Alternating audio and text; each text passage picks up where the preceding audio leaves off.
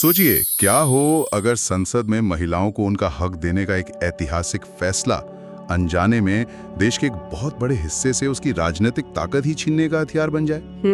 ये एक बहुत ही गंभीर बात है, क्योंकि जब भी हम महिला सशक्तिकरण की बात करते ना, तो अमूमन ये एक सीधा ब्लैक एंड व्हाइट मुद्दा लगता है। बिल्कुल, लेकिन अप्रैल 2026 में भारतीय संसद ने बहुत ही कड़वे तरीके से ये जाना कि राजनीति में कोई भी चीज इतनी सीधी नहीं होती। हाँ, और इस एक कोशिश ने हमारे संवैधानिक ढांचे में ऐसा भूचाल ला दिया है जिसकी गूंज मुझे लगता है दशकों तक सुनाई देगी। तो आज की इस गहन चर्चा में हमारा मिशन इसी भूचाल के केंद्र को समझना है।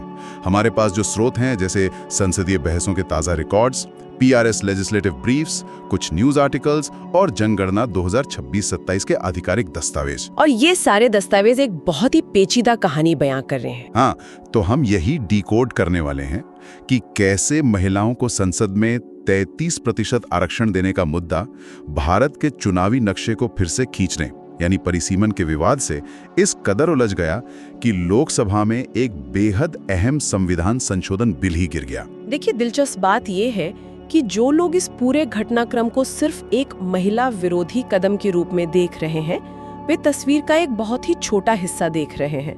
असली लड़ाई तो प्रतिनिधित्व की है। प्रतिनिधित्व मतलब भविष्य के भारत में सत्ता का गुरुत्वाकर्षण केंद्र कहाँ होगा, राइट? बिल्कुल सही कहा। और इस विवाद की जड़ तक पहुंचने के लिए हमें 2023 के नारी शक्ति वंदन अधिनियम से शुरुआत करनी होगी। हाँ, वो 106वां संविधान संशोधन, जिससे हमारे कई सुनने वाले वाकिफ होंगे, जिसने महिलाओं के लिए संसद और विधानसभाओं में 33% आरक्षण की गारंटी दी थी। हाँ, लेकिन उस कानून में एक बहुत बड़ा पेंच था।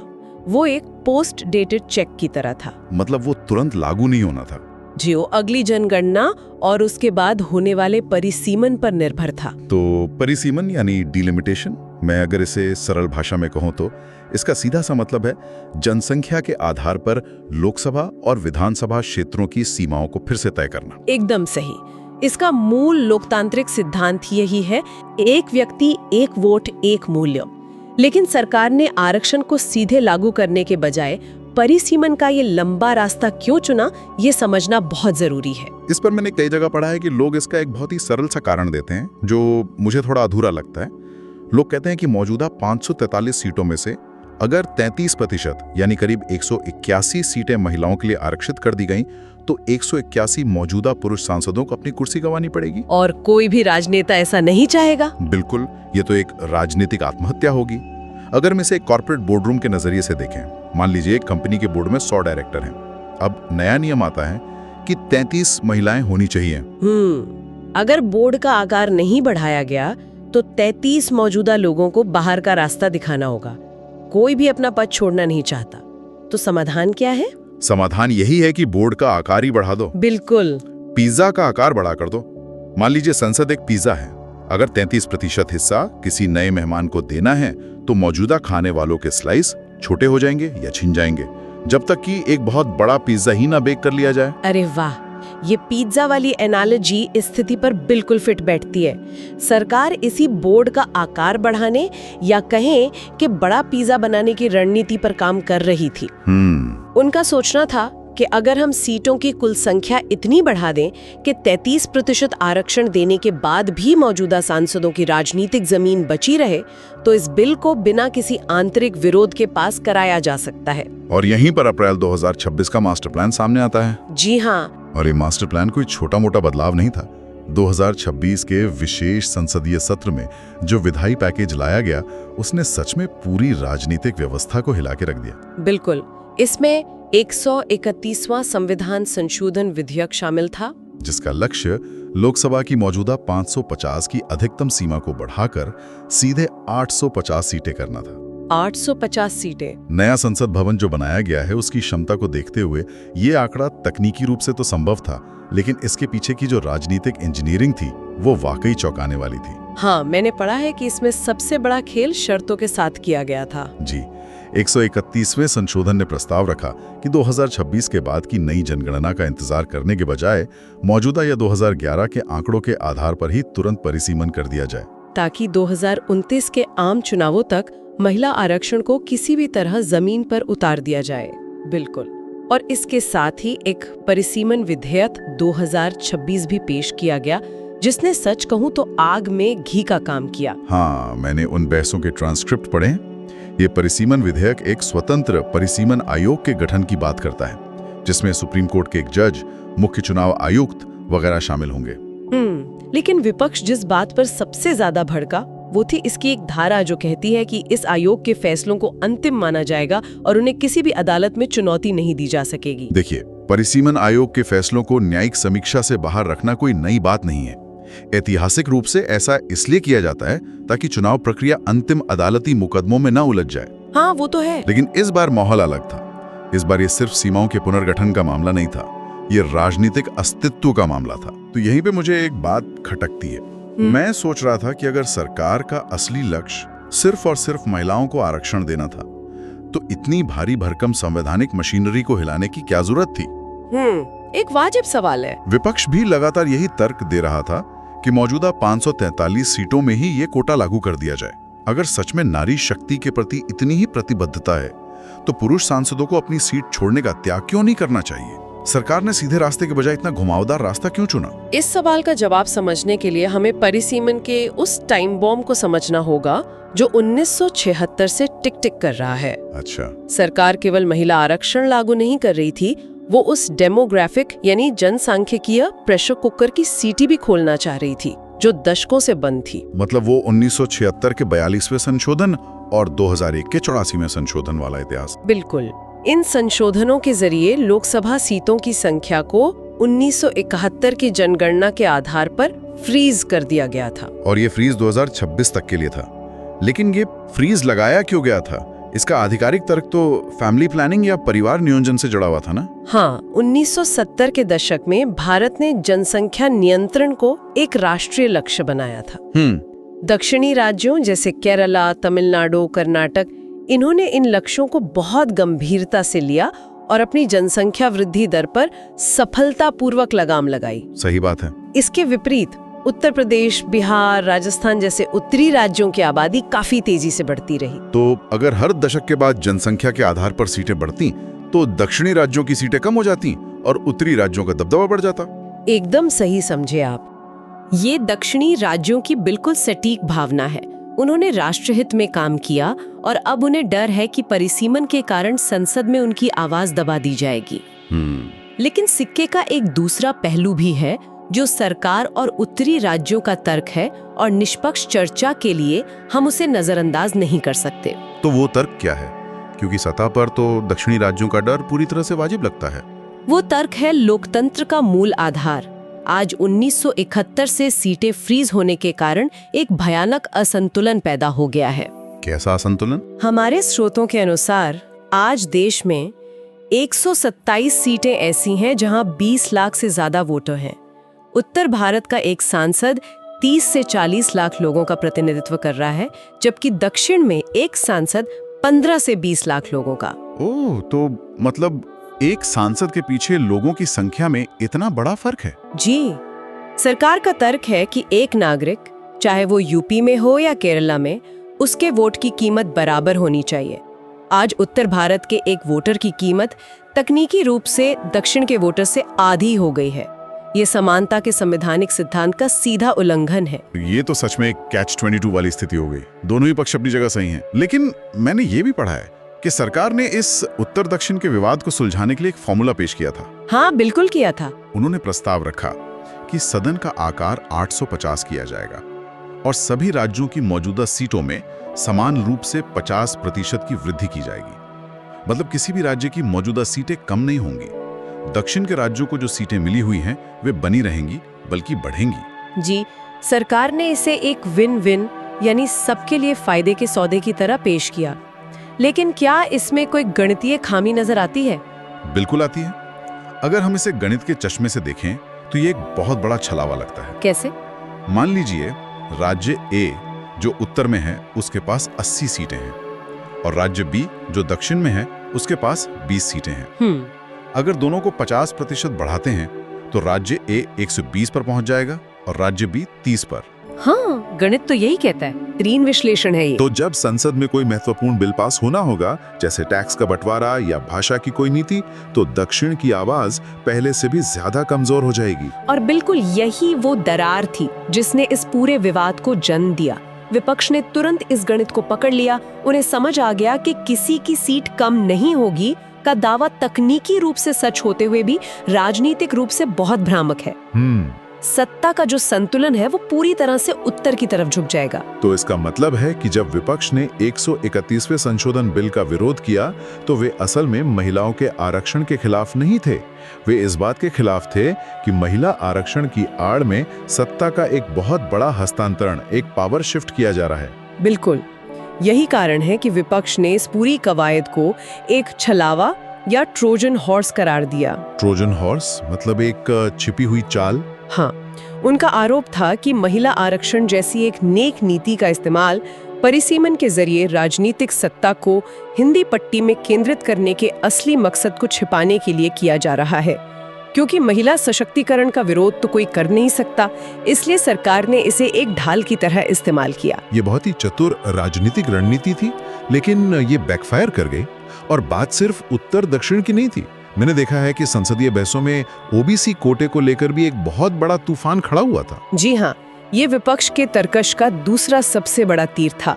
2023 के नारी शक्ति वंदन अधिनियम में एससी और एसटी महिलाओं के लिए तो उनके मौजूदा कोटे के भीतर आरक्षण का प्रावधान है। हाँ। लेकिन अन्य पिछड़ा वर्ग यानी ओबीसी महिलाओं के लिए अलग से कोई व्यवस्था नहीं है। तो विपक्ष की क्या मांग थी? उनकी मांग थी कि जब तक जाति आधारित जनगणना नहीं हो जाती और महिलाओं के 33% में ओबीसी महिलाओं का अलग से कोटा तय नहीं होता, तब तक ये आरक्षण सामाजिक यथार्थ से कटा हुआ है। मतलब उनका तर्क था कि अगर सिर्फ एक ब्लैंकेट 33% आरक्षण दे दिया गया तो उसका फायदा मुख्य रूप से शहरी महिलाओं को मिलेगा, जबकि गांव देहात की वंचित और पिछड़ी जातियों की महिलाएं फिर पीछे छूट जाएंगी। बिल्कुल। और जरा सोचिए, जब इस ओबीसी कोटे की मांग को उत्तर दक्षिण के डेमोग्राफिक डर के साथ मिला दिया जाए और ऊपर से उस परिसीमन आयोग का डर जोड़ दिया जाए जिसके फैसलों को अदालत में चुनौती नहीं दी जा सकती। बाप रे, तो एक विस्फोटक मिश्रण बन गया। जी, एक ऐसा विस्फोटक मिश्रण जिसे संभालना सरकार के लिए भी मुश्किल हो गया। दक्षिणी राज्यों को लगा कि उनके पास अदालत जाने का भी रास्ता नहीं बचेगा। और इन सब के परिणाम स्वरूप वो ऐतिहासिक पल आया जिसने सबको चौंका दिया। लोकसभा में 131वां संविधान संशोधन विधेयक गिर गया। हाँ, ये सच में एक बहुत बड़ी घटना थी। हम जानते हैं कि संविधान संशोधन होने के कारण इसे पास करने के लिए सदन में उपस्थित और मतदान करने वाले सदस्यों का 2/3 बहुमत और कुल सदस्य संख्या का पूर्ण बहुमत चाहिए था। लेकिन सरकार यह आंकड़ा नहीं जुटा पाई। दशकों से लंबित ये मुद्दा जो मंजिल के इतने करीब लग रहा था, एक झटके में फिर से शून्य पर आ गया। ये भारतीय संसदीय इतिहास की एक असाधारण घटना थी। सरकार ने इसे नारी शक्ति का अपमान बताकर विपक्ष पर कड़ा प्रहार किया। हाँ, प्रधानमंत्री का भी बयान आया था। बिल्कुल, प्रधानमंत्री ने अपने बयान में कहा कि ये बिल 21वीं सदी की महिलाओं को उड़ान देने के लिए एक महायज्ञ था, जिसमें संकीर्ण राजनीतिक स्वार्थों ने बाधा डाली है। उनके अनुसार विपक्ष ने क्षेत्रीयता और जातिवाद का कार्ड खेलकर आधी आबादी को उनके हक से वंचित कर दिया। लेकिन विपक्ष का नजरिया तो इससे बिल्कुल उलट था। उनके लिए उन्होंने लोकतंत्र के संघीय ढांचे को एक बहुत बड़े खतरे से बचा लिया था। खैर, अब यहाँ सबसे बड़ा सवाल ये उठता है कि आगे क्या? त्वरित परिसीमन और 2029 तक आरक्षण का वो फास्ट ट्रैक मास्टर प्लान तो औंधे गिर चुका है। तो क्या महिला आरक्षण का सपना अनिश्चित काल के लिए टल गया है? देखिए, तकनीकी रूप से अब हम वापस स्क्वायर वन पर आ गए हैं। चूंकि 131वां संशोधन गिर गया है, तो 2023 का नारी शक्ति वंदन अधिनियम अब अपनी मूल बिना संशोधन वाली शर्तों पर काम करेगा। जिसका मतलब है कि वही लंबी और थकाऊ प्रक्रिया, पहले नई जनगणना, फिर उसके आंकड़ों का प्रकाशन, फिर एक नया परिसीमन आयोग, फिर पूरे देश का दौरा करके नई सीमाएं तय करना और उसके बाद कहीं जाकर आरक्षण। बिल्कुल। और इसके लिए हमें भारत की 16वीं जनगणना की वर्तमान स्थिति को देखना होगा। ये भारत की पहली पूरी तरह से डिजिटल जनगणना है। हाँ, जिसका पहला चरण यानी हाउस लिस्टिंग या मकान सूचीकरण 1 अप्रैल 2026 से अंडमान, गोवा, कर्नाटक और कुछ अन्य राज्यों में शुरू हो चुका है। जी। लेकिन ये डिजिटल जनगणना का काम इतनी धीमी गति से क्यों चलता है? अक्सर लोगों को लगता है कि डिजिटल है तो बस एक ऐप पर डेटा डाला और कुछ हफ्तों में काम खत्म। काश ये इतना आसान होता। भारत जैसे 1.4 अरब से ज्यादा आबादी वाले देश में जनगणना केवल लोगों को गिनना नहीं है। तो और क्या होता है इसमें? हाउस लिस्टिंग चरण में हर इमारत, उसकी स्थिति, उसमें मिलने वाली सुविधाओं का डेटा इकट्ठा किया जाता है। इसके बाद वास्तविक जनसंख्या की गिनती का चरण आता है। फिर उस विशाल डेटा को प्रोसेस करना, त्रुटियों को सुधारना और अंतिम आंकड़े जारी करना। सरकारी दस्तावेजों के अनुसार ये पूरी प्रक्रिया 2027 के अंत या 2028 तक ही पूरी हो पाएगी। और उसके बाद तो परिसीमन आयोग अपना काम शुरू करेगा। इसका मतलब है कि अगर कोई नया राजनीतिक चमत्कार नहीं होता है तो हम शायद 2034 के आम चुनावों से पहले महिलाओं को संसद में 33% आरक्षण देते हुए नहीं देख पाएंगे। ये एक बहुत ही यथार्थवादी और कड़वा आकलन है। कानूनी और संवैधानिक समय सीमा अब यही इशारा कर रही है। जब तक कि सभी राजनीतिक दल एक मेज पर बैठकर उत्तर दक्षिण के सत्ता संतुलन, ओबीसी कोटे और महिला प्रतिनिधित्व के लिए कोई नया सर्वमान्य समाधान नहीं निकालते। आज के हमारे स्रोतों और इस पूरी चर्चा को अगर एक धागे में पिरोया जाए तो एक बात बहुत शीशे की तरह साफ हो जाती है। ये पूरी बहस कभी भी इस बारे में थी ही नहीं कि महिलाओं को संसद में जगह मिलनी चाहिए या नहीं। बिल्कुल नहीं। इस पर तो लगभग पूरा देश सहमत है। हाँ, ये बहस इस बारे में थी कि उन महिलाओं के लिए जगह बनाने की प्रक्रिया में कौन सा राज्य, कौन सा वर्ग और कौन सी राजनीतिक विचारधारा अपनी मौजूदा ताकत खो देगी। ये एक जीरो सम गेम बन गया है। और इसी जीरो सम गेम से एक बहुत ही गहरा और वैचारिक सवाल जन्म लेता है। एक जीवंत और परिपक्व लोकतंत्र के रूप में आज भारत एक दौराहे पर खड़ा है, जहां उसे दो अलग अलग तरह के न्यायों के बीच संतुलन साधना है। दो तरह के न्याय, इसे थोड़ा और स्पष्ट करेंगे? पहला है लैंगिक न्याय यानी जेंडर जस्टिस, जिसका सीधा अर्थ है कि देश की आधी आबादी यानी महिलाओं को कानून बनाने वाली सर्वोच्च संस्थाओं में 33% की उनकी वाजिब जगह मिले। ये लोकतंत्र की बुनियादी शर्त है। और दूसरा न्याय क्या है? दूसरा है क्षेत्रीय न्याय या रीजनल जस्टिस, जिसका मतलब है कि जिन राज्यों ने राष्ट्रीय नीतियों का सम्मान करते हुए शिक्षा और स्वास्थ्य में निवेश करके अपनी जनसंख्या को नियंत्रित किया, उन्हें उनके अच्छे प्रदर्शन के लिए राजनीतिक रूप से सजा न मिले। सही बात है। उन्हें ये न लगे कि भारत के भविष्य के निर्माण में उनकी आवाज को उन राज्यों के शोर में दबा दिया गया है जो जनसंख्या नियंत्रण में विफल रहे। ये तो सच में एक रोंगटे खड़े कर देने वाली दुविधा है। अगर लैंगिक न्याय देना है तो सीटों का गणित बदलना होगा, और अगर सीटों का गणित बदला तो क्षेत्रीय न्याय खतरे में पड़ जाएगा। और जब तक ये दोनों अहम मुद्दे परिसीमन के एक ही फॉर्मूले से बंधे रहेंगे, ऐसा लगता है कि हमें हमेशा एक न्याय को दूसरे के लिए कुर्बान करना पड़ेगा। क्या इसका मतलब यह है कि हमें अपने पूरे संसदीय ढांचे को ही नए सिरे से सोचने की जरूरत है? जैसे क्या एक ऐसे मॉडल की तरफ बढ़ा जा सकता है जहां लोकसभा जनसंख्या का प्रतिनिधित्व करे, लेकिन राज्यसभा में हर राज्य को समान ताकत मिले, जैसा अमेरिका की सीनेट में होता है? या कोई और विकल्प हो सकता है? ये सोचने वाली बात है। खैर, ये एक ऐसा सवाल है जिसका कोई आसान जवाब किसी भी न्यूज आर्टिकल या पीआरएस ब्रीफ में नहीं मिलेगा। ये वो सवाल है जिस पर भारत के हर नागरिक को सोचना होगा, क्योंकि अंततः सिर्फ ये तय नहीं हो रहा है कि संसद में कितने लोग बैठेंगे, ये तय हो रहा है कि वो संसद दिखेगी कैसी और सुनेगी किसकी। आज की इस गहन चर्चा को इसी विचार के साथ यहीं रोकते हैं। इस जटिल और धुंधले विषय को हमारे साथ डिकोड करने के लिए धन्यवाद। ज्ञान की इस खोज को जारी रखें, और अगली बार जब महिला आरक्षण या परिसीमन के बारे में कोई सुर्खी सामने आए तो याद रखिएगा कि सतह के नीचे हमेशा एक बहुत बड़ी कहानी चल रही होती है। लेकिन दोस्तों, ये सफर यहीं नहीं रुकता। बिल्कुल सही। हम स्मार्ट लेसन पर हर रोज आपके लिए देश के कोने कोने से ऐसी ही शानदार जानकारियां ढूंढ कर लाते हैं। लेकिन एक सफर में हमें आपके साथ की जरूरत है। तो अगर आज आपको कुछ नया सीखने को मिला है या आपको हमारा काम पसंद आ रहा है, तो अभी इसी वक्त स्मार्ट लेसन चैनल को सब्सक्राइब जरूर करें। और सिर्फ सब्सक्राइब ही नहीं, वो घंटी वाला बटन मतलब बेल आइकन वो भी दबा दें। हाँ, ताकि जैसे ही हम कल नया वीडियो डालें सबसे पहले खबर आपको मिले। और हाँ, कंजूसी बिल्कुल नहीं। इस वीडियो को दिल खोलकर लाइक करें और अपने दोस्तों और परिवार के साथ शेयर भी करें। अरे, अच्छी जानकारी तो बांटने से ही बढ़ती है। बिल्कुल। तो जुड़े रहिए हमारे साथ, क्योंकि यहाँ हम सिर्फ सुनाते नहीं, समझाते भी हैं। सुनते रहिए स्मार्ट लिसन। सुनो वो जो काम आए। जय हिंद। जय